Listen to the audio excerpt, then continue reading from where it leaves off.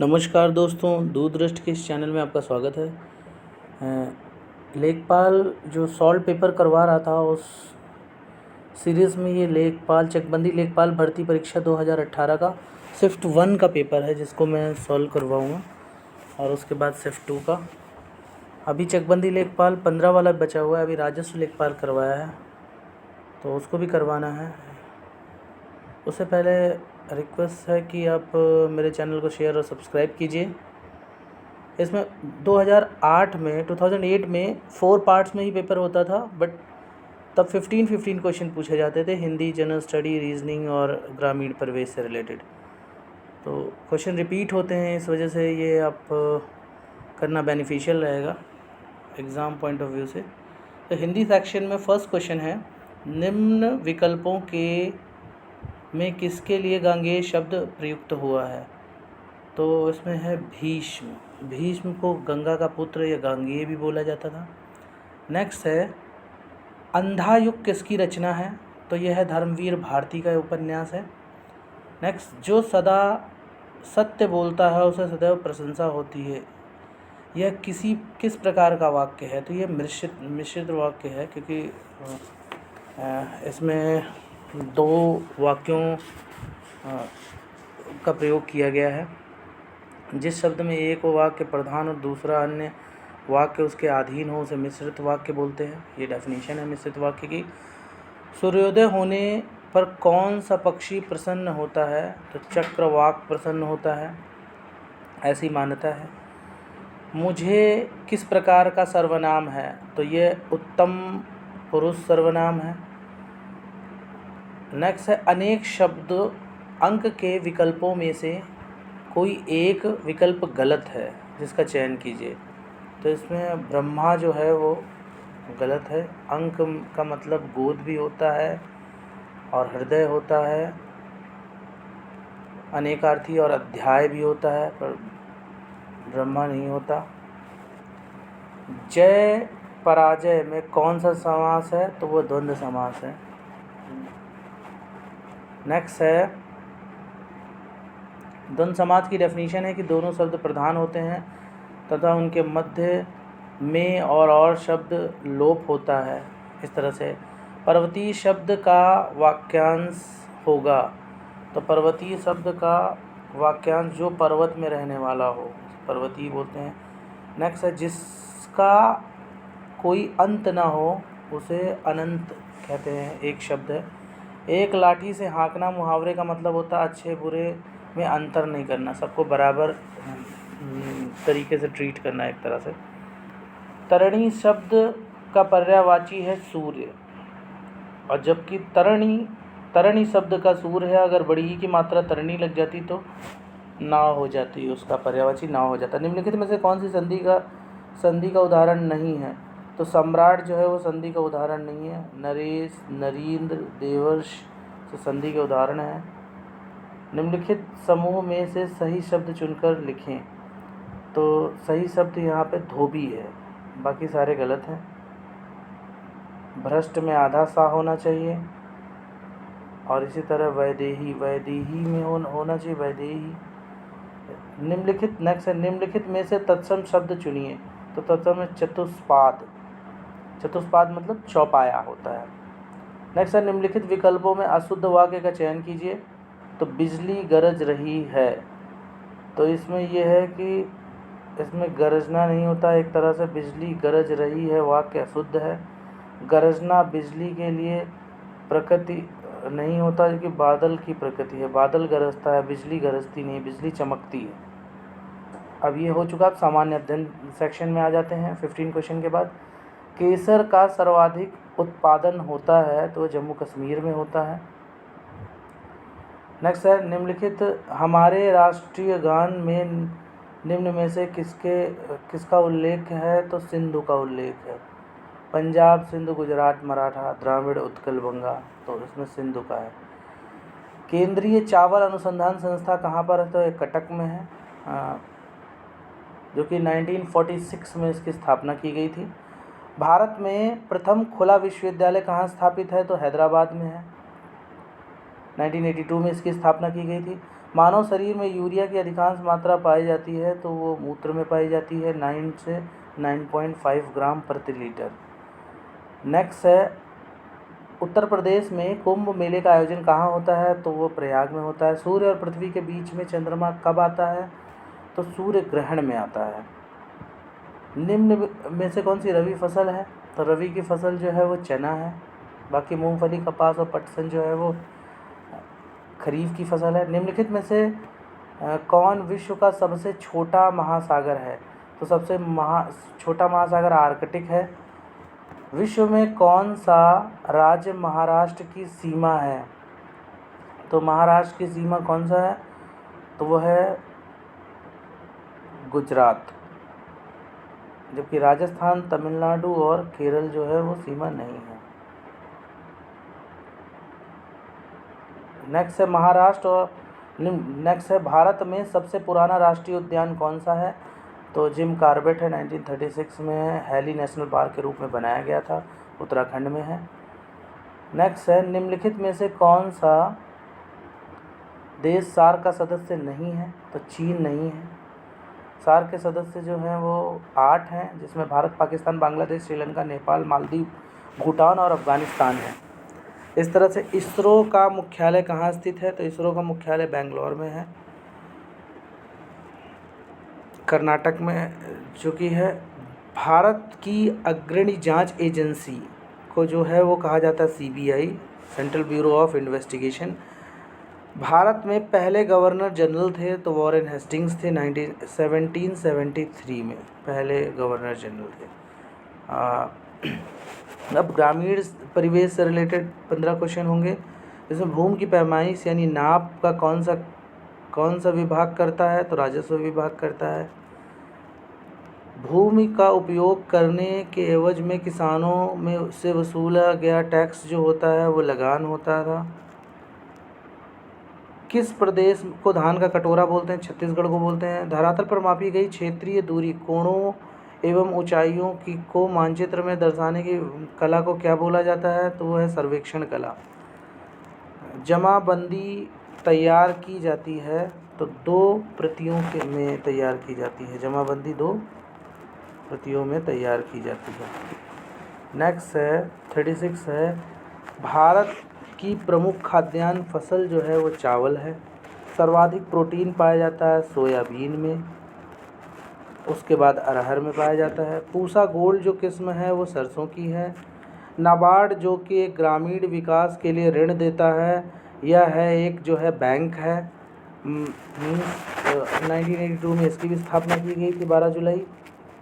देश में प्रथम राज्य कृषि विश्वविद्यालय जो है वो पंतनगर में है, गोविंद बल्लभ पंत के नाम से है। जवाहरलाल नेहरू ने 17 नवंबर 1960 में इसकी स्थापना पंतनगर में की थी। देश का प्रथम कृषि विज्ञान केंद्र कहाँ पर है? तो वो है पौंडीचेरी में है। खरीफ ऋतु की फसलें हैं तो ज्वार, बाजरा और ढैंचा, B is the right answer. जबकि जो गेहूँ, चना, मटर और जो है वो रबी की फसल होती है। धान के लिए सर्वाधिक उपजाऊ भूमि कौन सी है? तो दोमट है। कपास की खेती ज़्यादातर होती है, वो काली मिट्टी में होती है। एक कृषि खेती में मापन की सर्वोत्तम विधि क्या है? तो है जरीफ द्वारा नापा जाता है, सर्वोत्तम विधि है। कुटीर ज्योति योजना में निम्नलिखित में से कौन सा कार्यक्रम संबंधित है? तो यह ग्रामीण क्षेत्रों में गरीबी रेखा से नीचे जीवन यापन करने वाले परिवारों को विद्युत उपलब्ध कराना। तो सी इज़ द राइट आंसर, कुटीर ज्योति।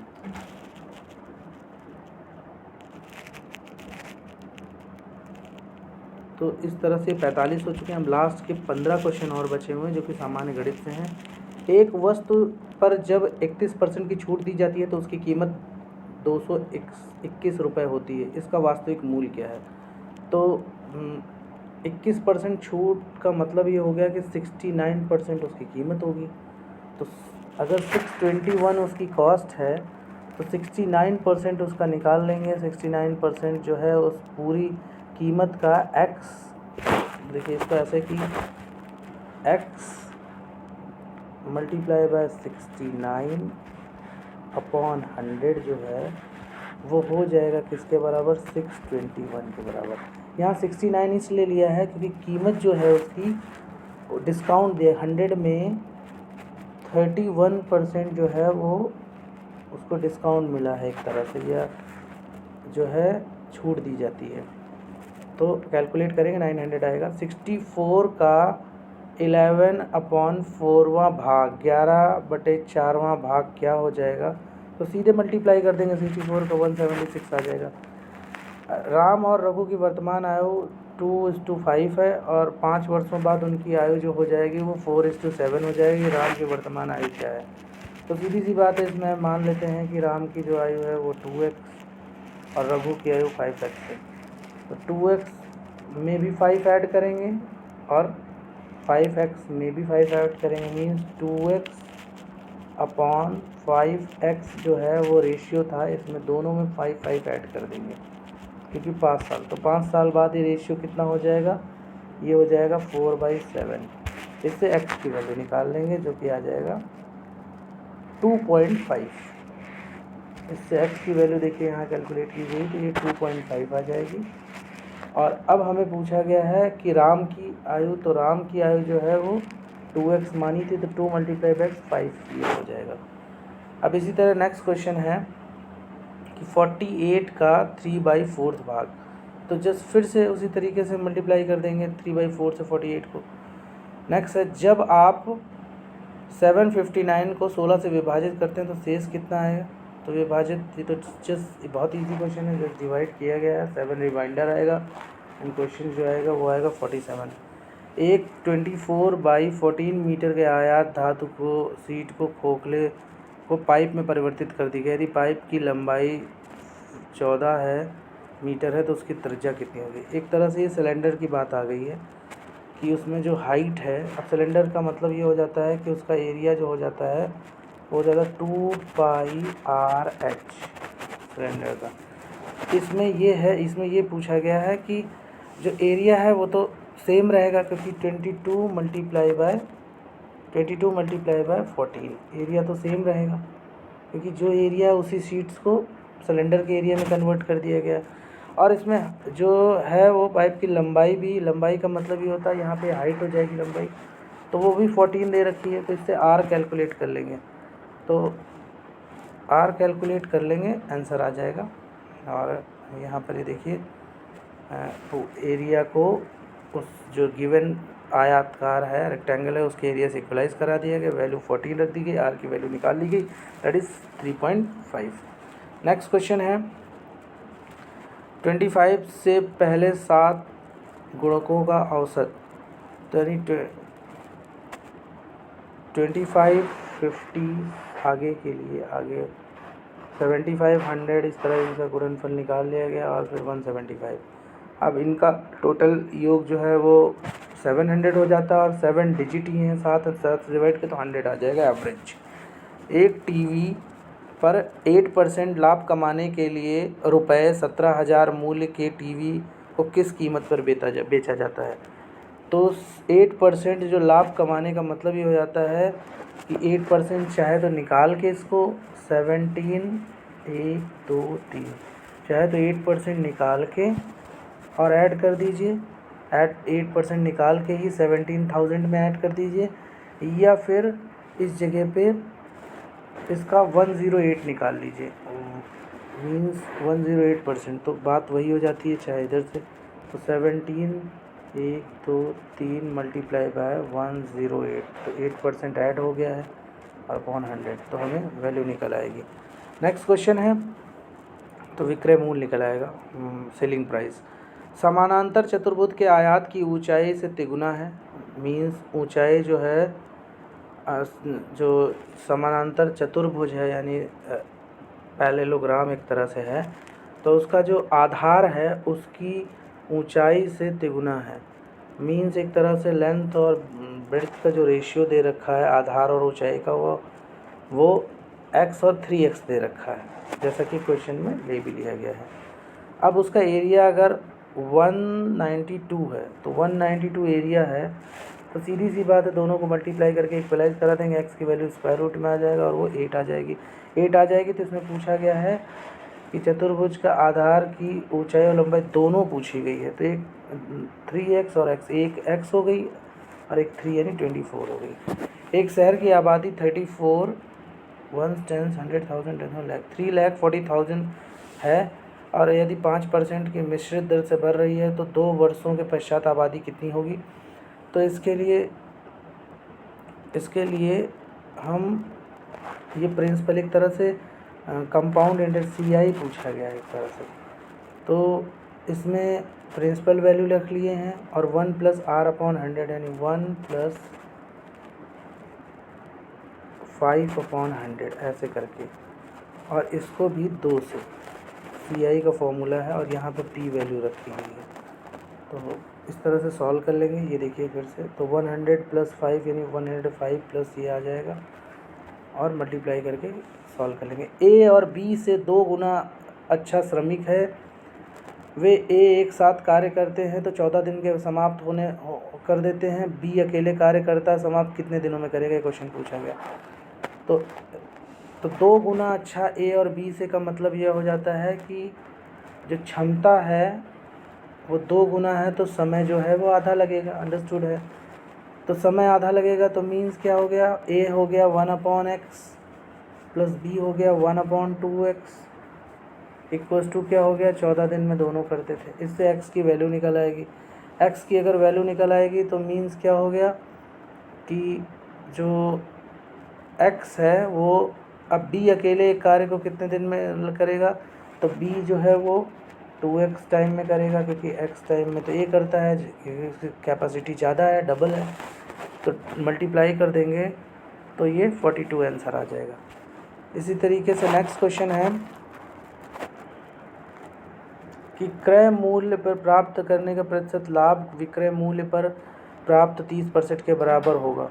तो इसमें हम मान लेंगे कि जो विक्रय मूल्य है वो 100 है और लाभ 30% है, तो सीधी सी बात है कि विक्रय मूल्य जो है वो लाभ को माइनस कर देंगे विक्रय मूल्य से, 70 आ जाएगा। अब 70 पे 30% का जो अगर प्राप्त लाभ अगर प्रतिशत है तो हमें इसका प्रतिशत निकालना है, तो 100 से मल्टीप्लाई कर देंगे अपॉन 70, तो 30 का निकाल लेंगे कि 70 पे 30 का लाभ कितना हो जाएगा, तो 42 6/4 हो जाएगा, 6/7 हो जाएगा। यदि शक्कर की कीमत 25% की कमी होती है तो शक्कर की खपत में कितने प्रतिशत की वृद्धि होगी। ये इस क्वेश्चन का सीधे अगर प्रतिशत वृद्धि निकालनी है तो x/100 - x एक फॉर्मूला है और इसको मल्टीप्लाई कर दीजिए आप 100 से, ये फॉर्मूला है। इसमें आप जितने परसेंट 25% की कमी हो जाती है तो आप 25 इसमें रख दीजिए, सॉल्व कर लीजिए, आपका आंसर आ जाएगा। एक धन की ऊंचाई क्या होगी अगर उसका आयतन जो है 729 है, तो 729 मीटर अगर आयतन है तो ऊंचाई कितनी हो जाएगी, तो ये A³ साइड का क्यूब होता है इक्वल्स टू होता है एरिया वॉल्यूम एक तरह से, तो वॉल्यूम दे रखा है तो इसका क्यूब रूट निकालना है। हमें पता है कि 9 × 9 × 9 इक्वल्स टू हो जाता है 729, तो 9 इज़ द राइट आंसर, तो 9 आंसर आ जाएगा। नेक्स्ट है, यदि किसी संख्या का 35% 700 है तो उसी संख्या का 50% क्या होगा। तो इन क्वेश्चन में हमेशा 35x/100, 35% जो है वो कितना है, वो है हमेशा 700 है, तो यहाँ x की वैल्यू निकाल लीजिए। अब x की वैल्यू जो निकालोगे तो 35 2 × 20 आ जाएगा, इसका मतलब हो जाएगा 2000, x की वैल्यू 2000 आ जाएगी। अब 50% का मतलब नहीं तो आधा कर दो, 1000 आ जाएगा, या फिर x इसका भी 50 मीन्स 2000 मल्टीप्लाई बाय 50/100 तब भी 1000 आ जाएगा। तो इस तरह से ये क्वेश्चन 60 हैं जो है, बहुत इजी पेपर था, बट प्रैक्टिस और पॉइंट ऑफ व्यू से, और हो सकता है कि ये इनमें से भी कुछ क्वेश्चन रिपीट हो जाएं, तो हम लास्ट ईयर करना ज़रूरी रहता है। अब नेक्स्ट क्वेश्चन जो सेकंड शिफ्ट का है उसको मैं नेक्स्ट वीडियो में कंप्लीट करूँगा। तब तक के लिए बाय बाय, जय हिंद।